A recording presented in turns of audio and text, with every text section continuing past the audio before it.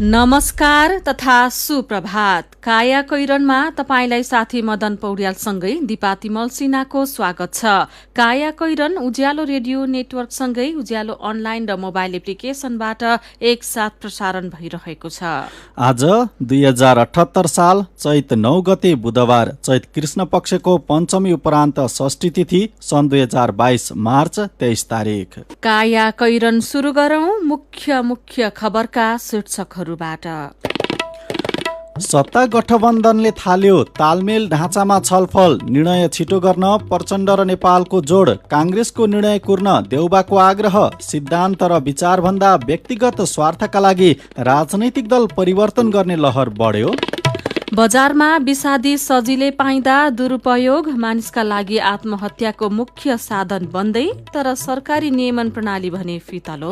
बालबालिकालाई दिइने टाइफाइड विरुद्धको खोप आउने क्रम सुरु, खोपका लागि भण्डारणको समस्या नहुने स्वास्थ्य सेवा विभागको दावी। कोल्ड रुमहरू हामीसँग परेको छ अनि त्यो कोल्ड रुमहरूमा अब कुनैमा कोभिडको भ्याक्सिन राखिया छ भने कुनैमा टाइफाइडको भ्याक्सिन राखिन्छ, त्यसरी चाहिँ मिलाएर राखिन्छ। आफ्ना अधिकारीमाथि लगाएको प्रतिबन्ध रद्द गर्न अमेरिकालाई चीनको आग्रह, मानव अधिकार उल्लङ्घन भएको ठहर, अमेरिकी अधिकारीमाथि पनि प्रतिबन्ध लगाउन सक्ने चेतावनी। र पारस र सावित्रा दशककै उत्कृष्ट खेलाडी तथा टमाटा उत्कृष्ट प्रशिक्षक घोषित, आजदेखि सुरु हुने दमक गोल्ड कपको तयारी पूरा। कैरनमा अब खबरको सिलसिला। सत्ता गठबन्धनका 3 प्रमुख नेताले आसन्न स्थानीय तह चुनावका लागि तालमेलका विकल्पमा छलफल अगाडि बढाएका छन्। नेपाली कांग्रेस, माओवादी केन्द्र र एकीकृत समाजवादीका शीर्ष नेताबीच 6 महानगर र 11 उपमहानगरपालिकामा केन्द्रबाटै तालमेल गर्ने समझदारी बने अनुसार ढाँचाका विषयमा छलफल शुरू भएको हो। बालुवाटारमा हिजो बिहान कांग्रेस सभापति एवं प्रधानमन्त्री शेरबहादुर देउवा, माओवादी केन्द्रका अध्यक्ष पुष्पकमल दाहाल प्रचण्ड र एकीकृत समाजवादीका अध्यक्ष माधव कुमार नेपाल बीच भागभण्डा, एमाले जितेका ठाउँमा मात्रै गर्ने कि पार्टी शक्तिका आधारमा मिलाउने भन्ने विषयमा छलफल भएको छ। एकीकृत समाजवादीका अध्यक्ष नेपालले महानगरमा कांग्रेस, माओवादी र जनता समाजवादी पार्टी जसपाले यसअघि जितेका ठाउँ लिएर एमाले जितेका ठाउँ आफ्नो पार्टीलाई दिनुपर्ने प्रस्ताव अगाडि सार्नु भएको छ। देउवाले भने महानगरको नेतृत्वमा दाबी नलिन नेपाललाई आग्रह गर्नु भएको छ। कांग्रेस र माओवादीको शक्ति मिलाउँदा पनि समाजवादीलाई महानगरको नेतृत्वमा जित्न सहज नहुने देउवाको बुझाइ छ। 2074 सालको चुनावमा 6 महानगरपालिका मध्ये कांग्रेसले ललितपुर र विराटनगर, एमाले काठमाडौँ र पोखरा, माओवादीले भरतपुर र जसपाले वीरगंज महानगरपालिकाको नेतृत्व जितेका थिए। 11 उपमहानगर मध्ये 6 वटामा एमाले, 3 वटामा कांग्रेस, 1 वटामा राप्रपा र जसपाले नेतृत्व जितेका थिए। अन्य पालिकामा स्थानीय आवश्यकता हेरेर तल्ला तहकै कमिटिलाई तालमेल गर्ने नगर्ने निर्णय लिन जिम्मेवारी दिने 3 नेताको समझदारी छ। प्रचण्ड र नेपालले तालमेलको निर्णय चाँडै लिन देउवालाई दबाब दिँदै आएका छन्। तालमेलका विषयमा कांग्रेसभित्र 2 धार रहेकाले कार्यकर्ता पंक्तिमा अन्यल बढेको र त्यसले उम्मेद्वार चयन प्रक्रिया समेत अवरुद्ध भएको भन्दै उनीहरूले छिटो निर्णय दिन प्रधानमन्त्री देउवालाई आग्रह गरेका हुन्। देउवाले उनीहरूलाई पार्टीभित्र जतिथरी विचार प्रकट भए पनि गठबन्धनकै पक्षमा निर्णय हुने आश्वासन दिनुभएको छ। उहाँले तालमेलका लागि आफ्नो पार्टीको बैठकसम्म पर्खन आग्रह गर्नुभएको छ। एकीकृत समाजवादीका अध्यक्ष नेपालले पार्टी शक्तिलाई समेत अध्ययन गरेर तालमेलको निर्णय गरिने बताउनु भएको छ। यसैबीच शीर्ष 3 नेताबीच हिजो भएको बैठकमा केही मन्त्री हेरफेर गर्ने र रिक्त 2 मन्त्रालयमा मन्त्री नियुक्ति गर्ने विषयमा पनि छलफल भएको छ। रिक्त 2 मन्त्रालयमा मन्त्री नियुक्ति मात्रै गर्ने कि मन्त्री परिषद पनि हेरफेर गर्ने भन्ने विषयमा शीर्ष नेताबीच समझदारी बनिसकेको छैन। माओवादी केन्द्रका अध्यक्ष प्रचण्डले थप मन्त्रालय संसदको अङ्क गणितीय हैसियतका अनुसार आफ्नो पार्टीले पाउनुपर्ने दावी गर्नुभएको छ। उद्योग वाणिज्य तथा आपूर्ति र रक्षा मन्त्रालय अहिले प्रधानमन्त्री देउवा मातहत रहेको छ। देउवाले आफूसँग रहेका 2 मन्त्रालय मध्ये एउटा दिएर लोकतान्त्रिक समाजवादी पार्टी लोसपालाई समेत मन्त्री परिषदमा सहभागी गराउन छलफललाई अगाडि बढाइरहनु भएको छ। राजनैतिक दलहरू चुनावी अभियानमा केन्द्रित भएसँगै नेता कार्यकर्ताले पार्टी फेर्ने क्रम तीव्र बनेको छ। एमाले, कांग्रेस, माओवादी केन्द्र, एकीकृत समाजवादी, राप्रपा लगायत दलमा नेता कार्यकर्ता प्रवेश गरेका खबर बाक्लिएका छन्। 2 हप्ता यता मात्रै नगर महानगर प्रमुखसम्मले अर्को पार्टी रोजेका छन्। कार्यकर्ता मतदाताले भने नेताको दल अदल बदललाई अवसरवादी प्रवृत्तिका रूपमा चित्रण गर्ने गरेका छन्। स्थानीय तहको चुनाव नजिकै गर्दा आउँदो चुनावमा उम्मेद्वार बनाएर जिताउने सम्मका आश्वासन दिएर नेता कार्यकर्ता फकाउन पार्टीका शीर्ष तह नै सक्रिय बनेको छ। गएको फागुनदेखि टुटफुट श्रृङ्खलाबाट गुज्रिएको एमाले पार्टी प्रवेश कार्यक्रमलाई अभियानकै रूपमा सञ्चालन गरिरहेको छ। एमालेका अध्यक्ष केपी शर्मा ओलीले हिजो काठमाडौँमा समाजवादी जनता पार्टी सजपाका अध्यक्ष तथा पूर्व मन्त्री प्रेमबहादुर सिंह, अभिनेत्री करिश्मा मानन्दर र लोकतान्त्रिक समाजवादी पार्टीका केन्द्रीय सदस्य शिव पटेल लगायतलाई पार्टीमा प्रवेश गराउनु भएको छ। मिल्दाजुल्दा सैद्धान्तिक विचारधाराका दलहरूबीच मात्र नेता कार्यकर्ताको बसाइसराई भइरहेको छैन, बिल्कुल पृथक धारमा दल अदल बदल देखिएको छ। नयाँ दल प्रवेश गरेका मध्ये धेरैले आउँदो स्थानीय चुनावमा टिकटको आश्वासन पाएका छन्, कतिपयलाई पार्टीकै महत्त्वपूर्ण जिम्मेवारी दिएको छ।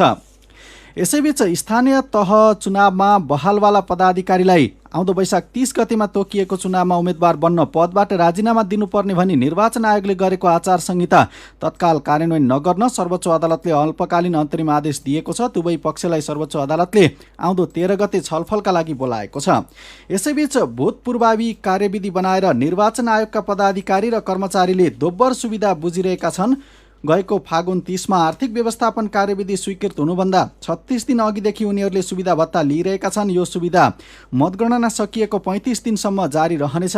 सरकारको महालेखा परीक्षण गर्ने निकाय महालेखा परीक्षकको कार्यालयले नेपाल राजपत्रमा सूचना प्रकाशित नगरी संवैधानिक आयोगका पदाधिकारीको पारिश्रमिक तथा अन्य सेवा सुविधा थप्न नमिल्ने बताएको छ। अन्नबाली भण्डार गर्दा किराबाट जोगाउन प्रयोग गरिने एल्युमिनियम फस्फाइड 4 वर्षअघिसम्म चक्की आकारमा बिक्री हुँदै आएको थियो। अन्न सुरक्षित भण्डारणका लागि किसानहरूले प्रयोग गर्ने यो चक्कीको स्वरूपमा बेच्न प्लान्ट क्वारेन्टिन तथा विषादी व्यवस्थापन केन्द्रले प्रतिबन्ध लगाएको थियो। यो चक्की दुरूपयोग गर्दै आत्महत्याको कारण बन्न थालेपछि प्रतिबन्ध लगाइएको केन्द्रका प्रमुख सहदेव प्रसाद हुमागाईले जानकारी दिनुभएको छ। जीव र कीटनाशक विषादीको सर्वसुलभ पहुँच मानिसका लागि आत्महत्याको मुख्य साधन बन्दै आएको छ। प्रहरी प्रधान कार्यालयले देशभरिबाट संकलन गरेको आत्महत्याका घटना विश्लेषण गर्दा 2077 साल वैशाख 1 गतेदेखि 2078 साल माघ 14 गतेसम्म 9882 जनाले विषादी सेवन गरेको पाइएको छ। यो तथ्याङ्कले विषादी सेवन गरेर आफैलाई सिध्याउन खोज्नेको संख्या रहेको देखाउँछ। तथ्याङ्कलाई केलाउँदा खुल्छ हरेक महिना औसतमा 449 जना र हरेक दिन औसतमा 15 जनाले विषादी सेवन गर्छन्। विषादी सेवन गरेका मध्ये कतिको ज्यान गयो वा कतिको गएन भने यकिन तथ्याङ्क भेटिँदैन। केही घटनामा भने विषादीको राम्रो भण्डारणको अभावमा बालबालिका र वयस्कले नै झुक्किएर विषादी सेवन गरेको पाइएको छ। प्लान्ट क्वारेन्टिन तथा विषादी व्यवस्थापन केन्द्रका अनुसार तरकारी उत्पादनमा मध्य प्रदेश पहिलो र बागमती प्रदेश दोस्रो नम्बरमा छन्। विषादी अत्यधिक प्रयोगमा बागमती प्रदेश सबैभन्दा अगाडि छ। प्रहरी प्रवक्ता एसएसपी विष्णुबहादुर केसी भन्नुहुन्छ, विषादी किनबेचमा नियमन प्रणाली बलियो नबनाएसम्म यस्ता घटनाहरूमा कमी ल्याउन गाह्रो छ। मनोपरामर्शदाता क्षितिज किरण श्रेष्ठको बुझाइमा आत्महत्याका पछाडि सामाजिक र मनोवैज्ञानिक कारणहरू जिम्मेवार हुन्छन्। झट्ट हेर्दा कारण एउटा जस्तो देखिए पनि व्यक्ति आत्महत्यासम्म पुग्नुको पृष्ठभूमिमा धेरै घटनाहरू देखिन्छन्। सरकारले विषादी नियमन गर्न कानूनी व्यवस्था नगरेको होइन। विषादी खुद्रा विक्रेता इजाजत पत्र, सुरक्षित बिक्री वितरण, भण्डारण एवं प्रयोग सञ्चालन कार्यविधि 2071, जीवनाशक विषादी व्यवस्थापन ऐन 2076 ले विषादीको जथाभावी प्रयोग रोक्न र यसको नियमन गर्न विभिन्न व्यवस्थाहरू गरेका छन्। तर कार्यान्वयनको पाटो फितलो छ। विषादी सर्वसुलभ हुँदा पर्यावरण त बिगारेको छ नै, आत्महत्याको मुख्य कारण पनि यही बन्न पुगेको छ। बजारमा छ्यापछ्याप्ती विषादी आजको कान्तिपुर दैनिकले छापेको छ। काया कैरनमा कुराकानी सँगै खबरको सिलसिला बाँकी नै छ, सुन्दै गर्नुहोला। उज्यालो रेडियो नेटवर्कसँगै उज्यालो अनलाइन र मोबाइल एप्लिकेशनमा प्रसारण भइरहेको काया कैरनमा तपाईंलाई फेरि स्वागत छ। यतिन्जेल हामीले सत्ता गठबन्धनले थाल्यो तालमेल ढाँचामा छलफल, अवसर खोज्दै दल अदल बदल, सिद्धान्त र विचारभन्दा व्यक्तिगत स्वार्थका लागि राजनीतिक दल परिवर्तन गर्ने लहर, भूत प्रभावी कार्यविधि बनाएर निर्वाचन आयोगका पदाधिकारी र कर्मचारीलाई दोब्बर सुविधा, बजारमा विषादी सजिलै पाइँदा दुरूपयोग बढ्यो, सरकारी नियम प्रणाली भने फितलो लगायतका खबर प्रस्तुत गर्यो। अब बाँकी खबर। चिनिया विदेश मन्त्री वाङ यीको 3 दिने नेपाल भ्रमणमा belt and road initiative BRI को परियोजना कार्यान्वयनमा जोड दिन पूर्व राष्ट्र सचिव र चीनका लागि नेपालका पूर्व राजदूतले सुझाव दिएका छन्। नेपालले चीनसँगको सम्बन्धलाई गम्भीरताका साथ महत्त्व दिनुपर्नेमा पनि उनीहरूको सुझाव रहेको छ। परराष्ट्र मन्त्री नारायण खड्काले समकक्षी वाङ काठमाडौँमा उत्रनु 3 दिन अघि हिजो परराष्ट्र सचिव र पूर्व राजदूतसँग सुझाव लिने क्रममा उहाँहरूले BRI लाई जतिसक्दो छिटो कार्यान्वयनमा लैजान चीनसँग सहकार्य गर्नुपर्ने धारणा राख्नु भएको थियो। नेपालले सन् 2017मा BRI सम्झौता गरेको थियो, तर नेपालमा BRI अन्तर्गत कुन कुन परियोजना अगाडि बढाउने भन्ने निर्णय भइसकेको छैन। परराष्ट्र मन्त्रालयका एक अधिकारीका अनुसार छलफलमा पूर्व राजदूतहरूले नेपाल चीन रेलमार्गलाई अघि बढाउन पनि जोड दिएका छन्।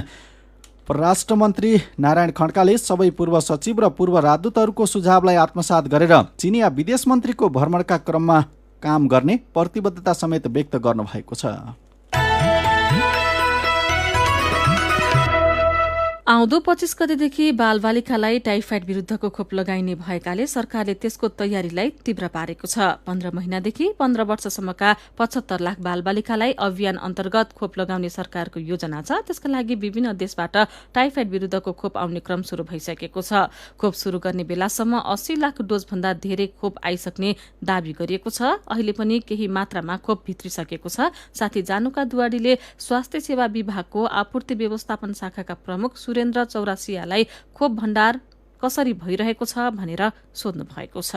खोप भण्डारण 2 देखि 8 डिग्री सेन्टिग्रेडमा गर्ने भएकोले 2 देखि 8 डिग्री सेन्टिग्रेडमा भण्डारण गर्न सक्ने क्षमता हामीसँग पर्याप्त छ। अहिले कोभिड-19 को भ्याक्सिनेसनको भण्डारणको क्षमता वृद्धि भएको छ, पर्याप्त क्षमता हामीसँग छ। त्यो कारणले गर्न हामीले त्यति समस्या चाहिँ छैन। जस्तो अहिले कोरोनाको खोपहरू पनि छ, अनि त्यसै गरी अरू नियमित बालबालिकालाई लगाइने खोपहरू पनि छ। टाइफाइड विरुद्धको खोप पनि लगाउँदाखेरि एकै ठाउँमा राख्न मिल्छ कि त्यसको व्यवस्थापन चाहिँ छुट्टै छुट्टै तरिकाले गर्नुपर्छ? यसो छ, हामीसँग विभिन्न यो कोल्ड रुमहरू, विभिन्न क्षमताका विभिन्न उसका कोल्ड रुमहरू हामीसँग परेको छ। अनि त्यो कोल्ड रुमहरूमा अब कुनैमा कोभिडको भ्याक्सिन राखिया छ भने कुनैमा टाइफाइडको भ्याक्सिन राखिन्छ, कुनैमा अरू चाहिँ नियमित भ्याक्सिनहरू राखिन्छ। त्यसरी चाहिँ मिलाएर राखिन्छ। यसमा यो खोप भण्डारणको लागि जनशक्ति पहिलाकै जनशक्तिले हुन्छ कि थप जनशक्तिहरू परिचालन गर्नुपर्ने आवश्यकता रहन्छ? होइन, यो अब खोप भण्डारणको लागि पहिलाकै जुन ट्रेन्ड म्यान पावर हामीसँग हुनुहुन्छ, जुन दक्ष जनशक्तिहरू, उहाँहरू मार्फतै यो भण्डारण पनि हुन्छ, वितरण पनि हुन्छ।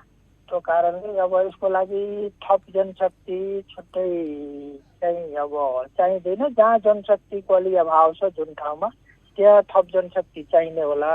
तर जहाँ जनशक्ति छ त्यहाँ त्यो दक्ष जनशक्तिले नै यो भण्डारणको र वितरणको काम उहाँहरूले गर्नुहुन्छ। अब कुनै खोप चाहिँ बढी तापक्रममा राख्नुपर्ने हुनसक्छ, कुनै खोप कम तापक्रममा राख्नुपर्ने हुनसक्छ। फेरि अहिले अब यो टाइफाइड विरुद्धको खोपलाई पनि राख्नु पर्यो। त्यसको लागि चाहिँ एउटै खालको तापक्रममा राख्ने खोप छुट्टै कोठामा राखेर व्यवस्थापन मिलाइन्छ कि एउटै कोठाभित्र पनि फरक फरक तापक्रममा त्यो व्यवस्थापन गरेर राख्न मिल्ने प्रविधि छ? ए होइन, एउटा कोठामा एउटा तापक्रम हुन्छ, एउटा कोठाको तापक्रम एउटा हुन्छ।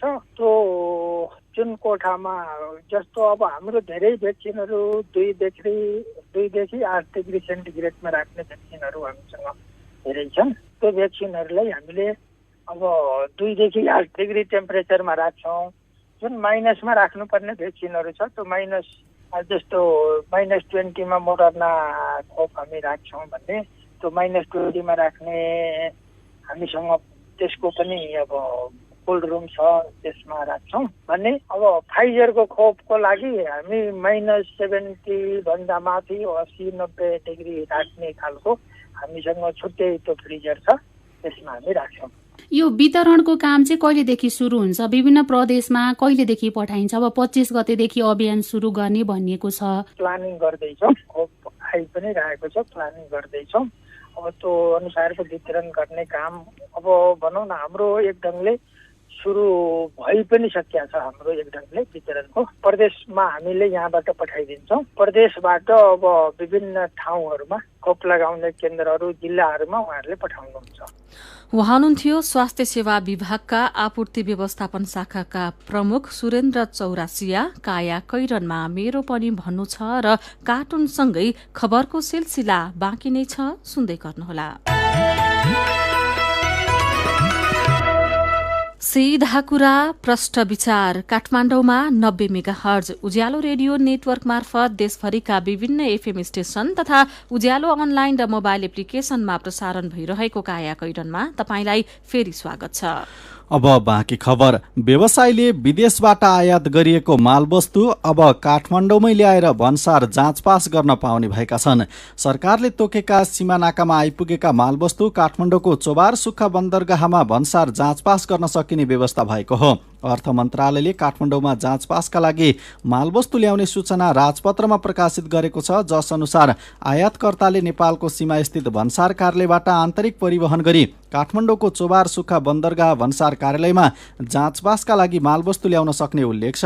अहिलेलाई वीरगञ्ज भन्सार कार्यालय, मेची भन्सार कार्यालय, विराटनगर भन्सार कार्यालय, भैरहवा भन्सार कार्यालय र सुक्खा बन्दरगाह भन्सार कार्यालय सिर्सियाबाट नेपाल प्रवेश गर्ने मालवस्तुको जाँचपास चोबारमा गर्न सकिनेछ। अरू भन्सार कार्यालयबाट नेपाल प्रवेश गर्ने मालवस्तुलाई यस्तो सुविधा दिन आवश्यक देखिएमा भन्सार विभागका महानिर्देशकले सार्वजनिक सूचना प्रकाशन गरी भन्सार कार्यालय तोक्न सक्ने व्यवस्था गरिएको छ। नाकामा आइपुगेका मालवस्तु प्रक्रिया पुर्याएर चोबार बन्दरगाहमा ल्याई भन्सार जाँचपास गर्न सकिनेछ भने चैतको तेस्रो हप्तादेखि बन्दरगाह सञ्चालनमा ल्याउने तयारी छ।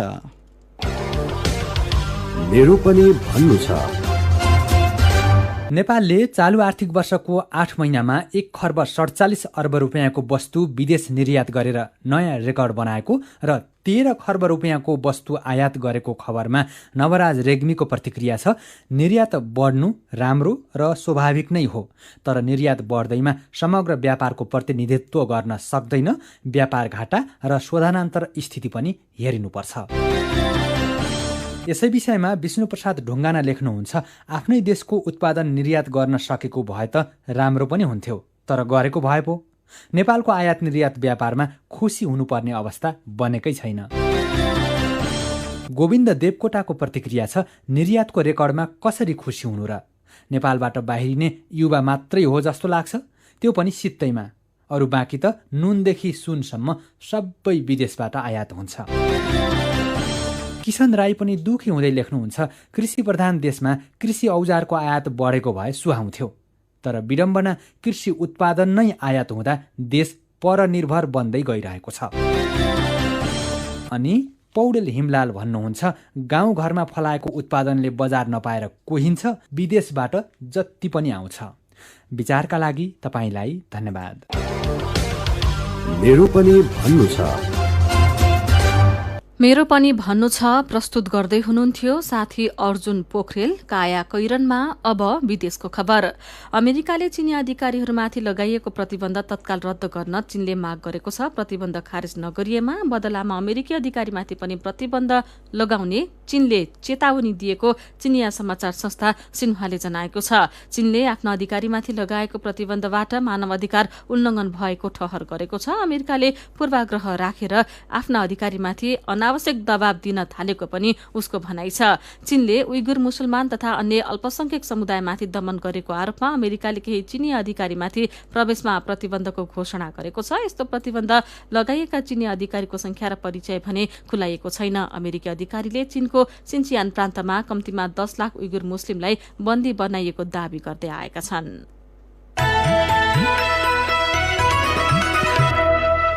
अब खेल खबर। नेपाल खेलकुद पत्रकार मञ्चले प्रदान गर्ने अवार्डमा पारस खड्का, सावित्रा भण्डारी र जगत टमाटा दशकै उत्कृष्ट घोषित भएका छन्। खड्का दशकै उत्कृष्ट पुरुष खेलाडी, भण्डारी उत्कृष्ट महिला खेलाडी तथा टमाटा उत्कृष्ट प्रशिक्षक घोषित भएका हुन्। सन् 2014मा नेपाल 2020 विश्वकपमा छनौट हुँदा र त्यसपछि एक दिवसीय अन्तर्राष्ट्रिय क्रिकेटको मान्यता प्राप्त गर्दा खड्का राष्ट्रिय टोलीको कप्तान थिए। यस्तै प्रशिक्षक टमाटा रहेका थिए। सन् 2014मा राष्ट्रिय फुटबल टोलीमा डेब्यू गरेकी भण्डारी महिला खेलाडीमा सर्वाधिक सफल खेलाडीका रूपमा रहेकी छन्। राष्ट्रिय फुटबल टोलीले टिम अफ द इयरको उपाधि अवार्ड प्राप्त गरेको छ। खेलकै अर्को खबरमा झापाको दमक नगरपालिका नगर खेलकुद विकास समितिले आयोजना गरेको दमक गोल्ड कपको तयारी पूरा भएको छ। प्रस्तावित मदन भण्डारी अन्तर्राष्ट्रिय मैदानमा आजदेखि सुरु हुने प्रतियोगिताको तयारी पूरा भएको आयोजकले जनाएको छ। आज उद्घाटन खेलमा दिउँसो 2 बजेपछि आयोजक दमक 11 र बागमती युवा क्लब सर्लाही खेल्दैछन्। प्रतियोगितामा विदेशी 410 टोलीको सहभागिता रहनेछ। प्रतियोगिताको विजेताले 13,11,000 र उपविजेताले 6,11,000 रुपैयाँ प्राप्त गर्नेछ। अब खबर संक्षेपमा। कोरोना महामारीले अन्य क्षेत्र जस्तै रंगमञ्चलाई पनि प्रभाव पार्यो। नियमित नाटक मञ्चन तथा साहित्यिक गतिविधिसँगै चलायमान हुने नाटक घरका ढोकाहरू महामारी भर लगभग बन्द नै रहे। यति बेला भने शहरका नाटकहरू मञ्चनसहित चलायमान भएका छन्। शहरमा खुलेका नाटक घरहरूमा नाटक मञ्चनको चटारो उस्तै छ भने नाटक प्रेमी दर्शकहरू पुनः थिएटरमा धाउन थालेका छन्। कलाकार पल पूर्णविक्रम शाह विरुद्ध तनहुँ जिल्ला अदालतमा जबरजस्ती करणी सम्बन्धी मुद्दा दर्ता भएको छ। शाह विरुद्ध 14 वर्षसम्म कैद सजाय माग गरिएको छ। नाबालिगमाथि जबरजस्ती करणी गरेको जाहेरीपछि अहिले शाह तनहुँ प्रहरीको हिरासतमा छन्। र सरकारले सामुदायिक विद्यालयका छात्रालाई निशुल्क सेनिटरी प्याड वितरणका नाममा 3 वर्षमा 4.5 अर्ब रुपियाँ खर्च गरिसकेको छ। यो रकमबाट पालिका र विद्यालयहरूले खरिद गरेका प्याड भने गुणस्तरहीन भएको भन्दै छात्राहरूले प्रयोग गर्न छोडेका छन्। काया कैरनमा अब पालो उखानको। थन थाप्रे गाई दुःख मात्रै आई। उज्यालो रेडियो नेटवर्कबाट प्रसारण भइरहेको काया कैरन सक्नु अघि मुख्य खबर फेरि एकपटक। सत्ता गठबन्धनले थाल्यो तालमेल ढाँचामा छलफल। निर्णय छिटो गर्न प्रचण्ड र नेपालको जोड। कांग्रेसको निर्णय कुर्न देउबाको आग्रह। सिद्धान्त र विचारभन्दा व्यक्तिगत स्वार्थका लागि राजनैतिक दल परिवर्तन गर्ने लहर बढ्यो। बजारमा विषादी सजिलै पाइँदा दुरुपयोग मानिसका लागि आत्महत्याको मुख्य साधन बन्दै तर सरकारी नियमन प्रणाली भने फितलो। बालबालिकालाई दिइने टाइफाइड विरुद्धको खोप आउने क्रम सुरु। खोपका लागि भण्डारणको समस्या नहुने स्वास्थ्य सेवा विभागको दाबी। आफ्ना अधिकारीमाथि लगाएको प्रतिबन्ध रद्द गर्न अमेरिकालाई चीनको आग्रह। प्रतिबन्ध रद्द नगरे अमेरिकी अधिकारीमाथि पनि प्रतिबन्ध लगाउने चेतावनी। र पारस र सावित्रा दशककै उत्कृष्ट खेलाडी तथा टमाटा उत्कृष्ट प्रशिक्षक घोषित। आजदेखि सुरु हुने दमक गोल्ड कपको तयारी पूरा। अब कार्टुन। आज हामीले रवि मिश्रले बनाउनु भएको कार्टुन लिएका छौं। निर्वाचन आयोगले डिजिटल भोटिङ मेसिन त्यसै थन्काएर कागजको मतपत्र प्रयोग गर्न लागेको विषयसँग आजको कार्टुन सम्बन्धित छ। यहाँ कार्टुनमा विभिन्न दलका चुनाव चिन्ह राखिएका डिजिटल भोटिङ मेसिन छ। यो मेसिनको निर्वाचन आयोगका पदाधिकारीले निरीक्षण गर्दैछन्। तर के न्यू पाऊँ र खर्च बढाउँ भनेर बसिरहेका उनीहरूलाई मेसिन चित्त बुझिरहेको छैन। अनि उनीहरू भन्दैछन् के तालको जिनिस हो यो, मतपत्र खसाने पुवालै छैन त। आजको काया कैरन सकिएको छ। काया कैरनबाट प्राविधिक साथी प्रवीण श्रेष्ठसँगै हामी पनि बिदा माग्छौं। काया कैरन सुन्नुभएकोमा तपाईंलाई धन्यवाद। उज्यालो मोबाइल र अनलाइनमा प्रसारण भइरहेका रेडियो र अनलाइनका सामग्री भाइबरमा पनि उपलब्ध छन्। कोरोना विरुद्धको खोप लगाए पनि घर बाहिर निस्कने बेलामा मास्क लगाउन नबिर्सौं। नमस्कार।